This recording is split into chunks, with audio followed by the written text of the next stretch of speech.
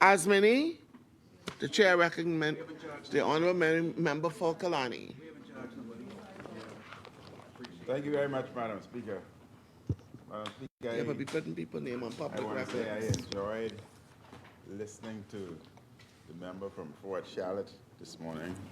The member from Fort Charlotte is truly a teacher, a professor, and no, I loved his presentation, and I think a lot of people should listen. It was very a learning experience. Madam Speaker, I rise to make my contribution. These two bills, the Independent Commission of Investigation 2025 and the Protected Disclosure Bill 2025. And through this bill, we debate an important issue for our country. That is how we investigate complaints against our members of our security services and other senior public officials. In recent times, Madam Speaker, via two scandals, there have been explosive claims against members of the Royal Bahamas Police Force, for example. The Voice Note scandal involved allegations of bribery, corruption, and possible complicity, collusion, or involvement in murders. And several officers have been charged with various crimes related to this scandal. There may be further charges brought against additional officers. Then there was the drug trafficking scandal in which a senior police officer and defense force officer were arrested in the United States, along with another policeman being indicted. And the overall U.S. indictment suggested significant corruption in the police force and among government officials in the smuggling of cocaine into the United States. We still don't know who those alleged officials might be.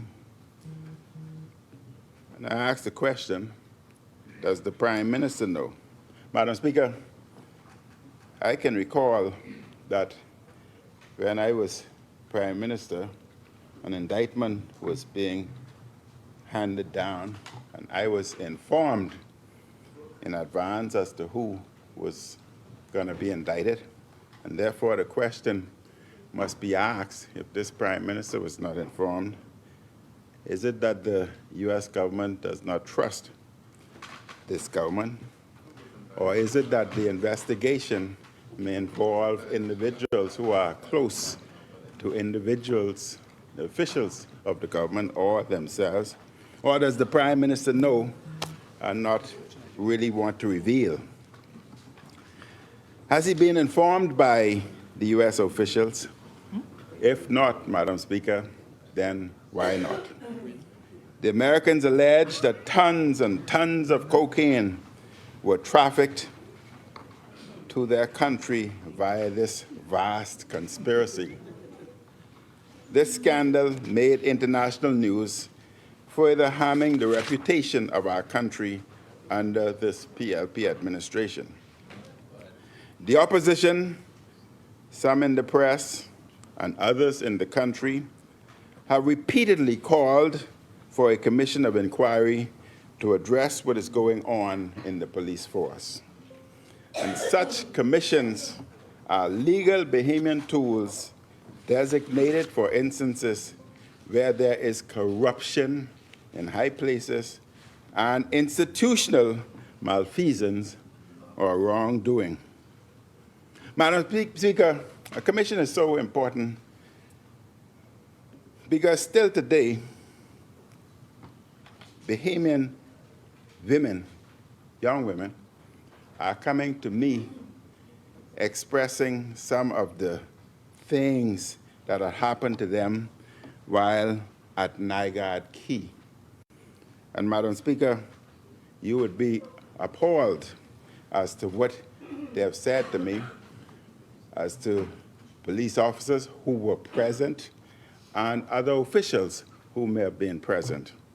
And Madam Speaker, when you listen to these individuals who spoke to me, not necessarily as a politician, but as a physician, they are undergoing great psychological disturbance, and a closure must come to this particular case so that these individuals can have a complete closure. The Prime Minister has rejected calls for a commission of inquiry, citing bizarre reasons why one is not necessary. In one instance, he said they are too costly. This is from the same Prime Minister who likes to constantly travel, including on private jets to faraway places. This Prime Minister easily finds the money for whatever suits his fancy. This is also the same Prime Minister who called for the same man who called for multiple commissions on all kinds of things while he was in opposition over the years. The blatant hypocrisy of his current view is astounding. Though not surprising, he's clearly frightened to call a commission of inquiry. The governing party has also said that the bill before us can deal with the scandals we have recently seen play out. Let us be clear on this point, Madam Speaker. This bill is part of a long-term effort to address how we as a country deal with complaints against law enforcement and senior government officials. It will likely take more than a year, if not years, after Parliament passes this bill before the new commission is fully staffed, funded, and ready to do its work. And we know that given the multiple failures of this government to fulfill basic promises and to run things like road traffic in a competent manner, that this will take a very, very long time to set up and to get going. And Madam Speaker, if time permits, I will explain how incompetent, irresponsible, and small concern this government may have for the lives of many Bahamians, if time permits. Perhaps this bill was intended to deflect and to detract from the explosive indictments by the U.S. government and the many allegations of corruption on the force. In other words, the PLP had to be seen to be doing something because they were getting political heat here at home and getting heat from abroad. When I said in December, just recently, in December, that this bill was a waste of time, I was referring to it being of no use to us in addressing the current major scandals facing the police force. The Prime Minister should ask the Governor General to call a commission of inquiry into the police force. The PLP have a terrible history when it comes to commissions of inquiry. They tried to block one during the drug era after we became labeled a nation for sale on their watch. That commission revealed the depth of the corruption which reached the highest places in government.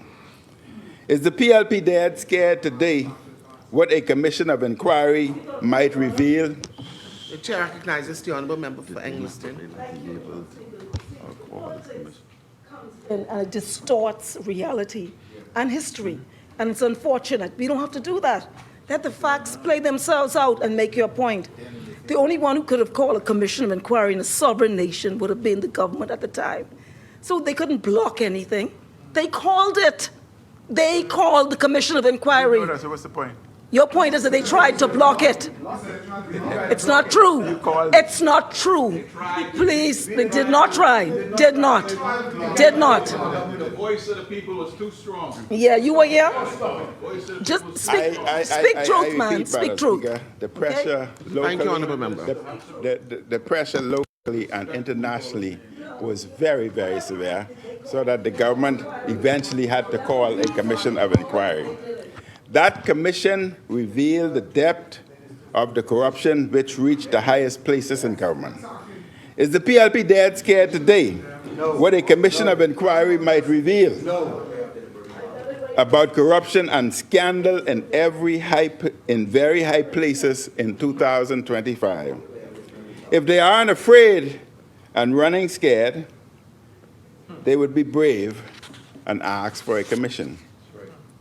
The country has concerns about the force. While I acknowledge that most of the organization consists of honest men and women, there are some bad actors and perhaps systemic problems that need to be rooted out. We see in the newspapers the various officers being charged with unlawful killings or drug smuggling or sexual offenses. We need a commission to look at the two major scandals, but also the structure of the force to determine if institutional changes are necessary. Madam Speaker, corruption has a great negative effect on countries. In the Bahamas, we can lose in excess of $1 billion in addition to an additional 16.5% decrease in investment. And this can have great effect on poverty, breeds poverty, income inequality, and a commission, Madam Speaker, would give us an opportunity to refashion the police force and other entities that need to be repaired. But not only that, the extra monies that we would have saved, as was mentioned, can result in us even decreasing taxes where necessary. Madam Speaker, again, why is the Prime Minister so scared of a commission of inquiry? Madam Speaker, I wish to address another matter related to the force that begs many questions and requires accountability by the Prime Minister and the Minister of National Security. The Commissioner of Police. The chair recognizes the honourable member for Freetown. Thank you, honourable members. It's been moved and seconded that the business of this House proceed beyond the 7 p.m. hour. As many are in favor will remain seated. Those opposed will stand. The motion is carried. The business of this House will proceed beyond the 7 p.m. hour. You may continue, honourable member. Thank you very much, Madam Speaker. The Commissioner of Police recently announced the termination of a lucrative security contract held by the Deputy Commissioner, Anthony Roll. As others have said, this cannot be the end of this matter. We need an accounting and investigation of this and other similar contractual arrangements. These kinds of agreements continue to have serious implications for the integrity and proper administrative functioning of the Royal Bahamas Police Force. There is an inherent conflict when senior officers have such government contracts. How the Deputy Commissioner Roll's company received such a lucrative contract? Was this a no-bid contract?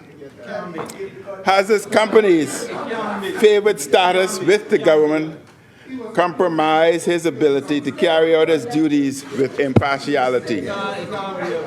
What were the circumstances? What dictated the agreement? Under whose authority was the contract given? They pose a challenge between personal interest and one's duty as a senior officer. Was the Prime Minister aware of this contract? Or what grounds has the contract been terminated? The Prime Minister must be open and transparent on this matter.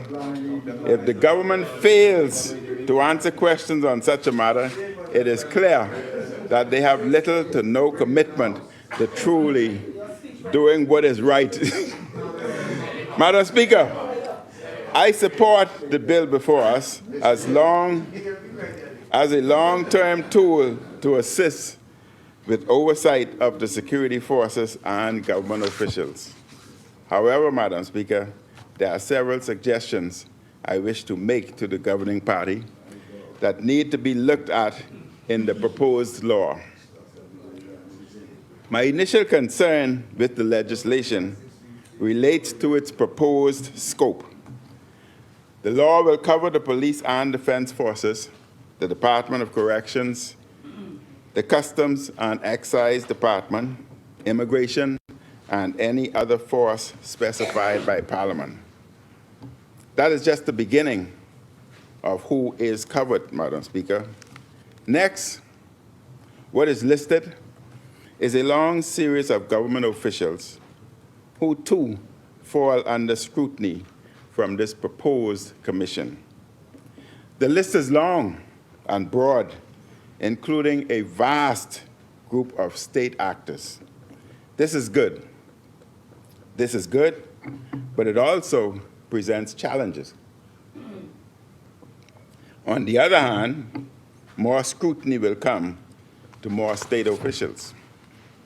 On the other hand, with so many agencies and officials possibly under scrutiny via this bill, the Commission will have to be a very large organization to be able to carry out its responsibilities in a timely manner. Does the government foresee a large commission? This legislation called for only 3 commissioners. Will that be enough? We already have a backlog in our criminal justice system. We cannot try enough matters fast enough to keep up with the volume of cases in the system. If we create a commission that gets too many complaints for its size because it has oversight of so many state agencies and officials, then we could create a backlog in this system of complaints also. That would mean justice would be delayed or hard to be achieved via this independent commission of investigation. The government, Madam Speaker, should consider carefully if what it is creating will be able to handle all of its responsibilities.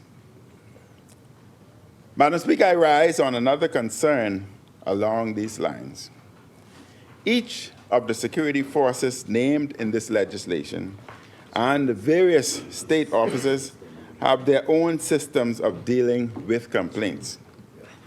Does the governing party foresee this commission as being the only place where all complaints are dealt with? Or will these agencies still continue with their complaints processes? Based on the legislation, it seems as if this commission, once established, will be the place where all complaints are handled. Section 21, subsection 1 and 2 of the legislation say, 1, where before the commencement of this act, there is an investigation of an incident by a security force or public body, the security force or public body shall notify the Commission of the details and the stage of the investigation, and the Commission shall take over the management, the supervision, direction, and control of the investigation. And 2, The Commission, Section 2, the Commission shall request from the responsible head or responsible officer the delivery of documents and other information relating to the investigation and direct that no further action be taken by the security force or public body in the investigation. Via this section of the bill, these state agencies would lose carriage of internal investigations once the Commission comes into force. It seems as if it is envisioned that the Commission would deal with all major complaints of these agencies. That is a massive scope of work for the Commission. And again, I ask,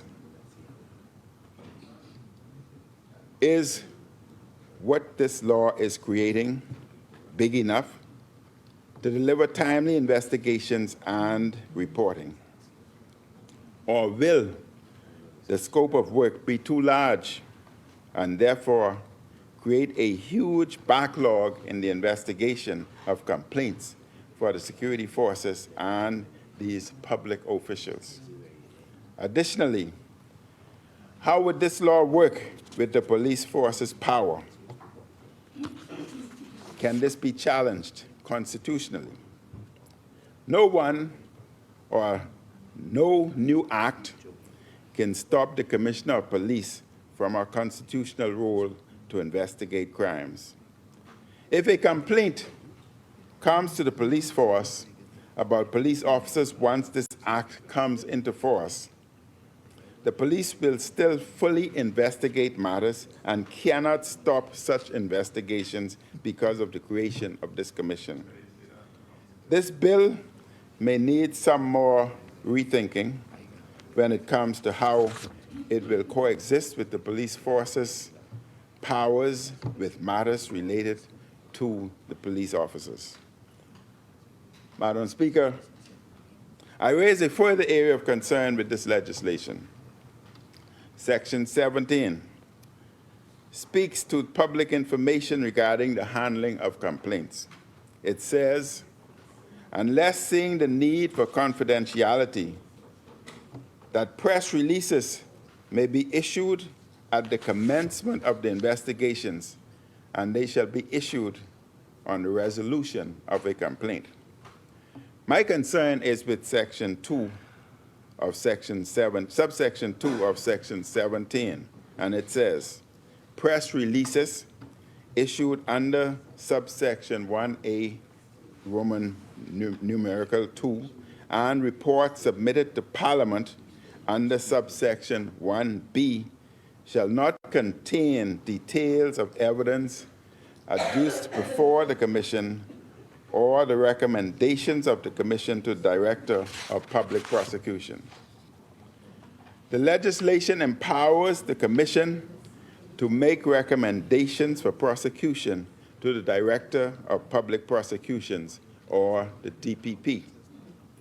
It is my view, Madam Speaker, that when the final press release is issued at the end of a complaint, the public should be informed if the Commission recommended charges to the DPP. This law is saying that the recommendation by the Commission to the DPP should not be included in the concluding press release. In my view, that should not be. The people should know the full final ruling of the Commission. I disagree with this part of the proposed law and think it should be amended. Further, how have similar commissions worked, including in our Caribbean neighbors? I understand that the results appear to be quite mixed and require good staffing, adequate resources, and no political interference. Madam Speaker, we must be more aggressive with addressing corruption in our public institutions. The bill can help with that in time, but there are areas of it we should consider more carefully. We must be very aggressive with managing corruption, Madam Speaker. The governing party should take seriously the various suggestions made by the opposition to make this bill even better. Madam Speaker, a matter that concerns, we've been talking quite a bit about the space booster system that landed within our Bahama Islands. And therefore, I want to pose a question to the government. I would ask the honorable member for Exuma in Ragged Island to confirm that he recently traveled on government business at the expense of Bahamian people and 2 permanent secretaries, and if so, whether the individuals they were scheduled to meet failed to show up, thereby disrespecting them. And I also, Madam Speaker, want to ask the same member whether SpaceX has been identified as contributing to climate change by releasing chlorine into the environment and by burning fuel that creates carbon dioxide, soot, and black carbon, which trap heat and damage the ozone layer. It also has been shown to pollute the water, damage wildlife habitats, and pollute wetlands.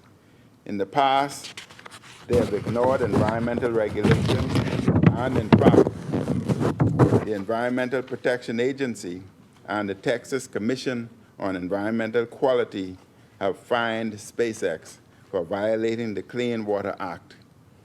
And I know that the member for Exuma cares for our pristine waters, our beautiful beaches, and I know that the Honorable Prime Minister has been actively campaigning on this climate change agenda.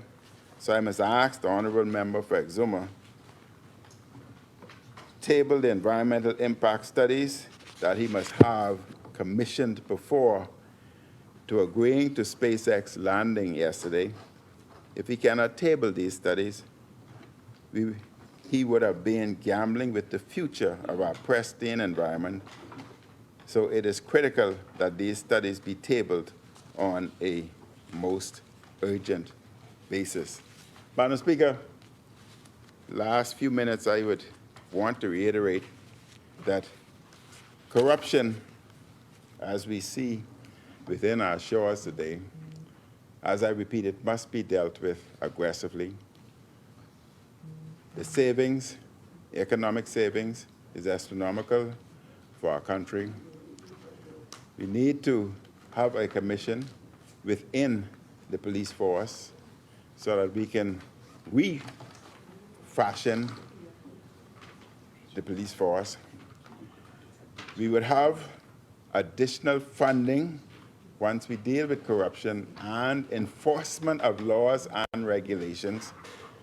And while looking at the police force, Madam Speaker, it's only fair that for the amount of work that they do and the danger that they expose themselves to, that we should have an independent salary review commission for the police force, so that the independent salary review commission, just as is done for the judiciaries, the judges, that commission every 3 years can make determination on salaries, and you would be surprised. The starting salaries of policemen and policewomen may start at $40,000 as opposed to $20,000. The commissioner of police, you may be surprised. That's a part of the security systems, yes. Yes, yes, absolutely. That, Madam Speaker, you'd be surprised that the commissioner of police salary would be elevated to well in excess of $100,000. And that is why it is important to have a salary review commission independent of the politicians. Madam Speaker, thank you very much.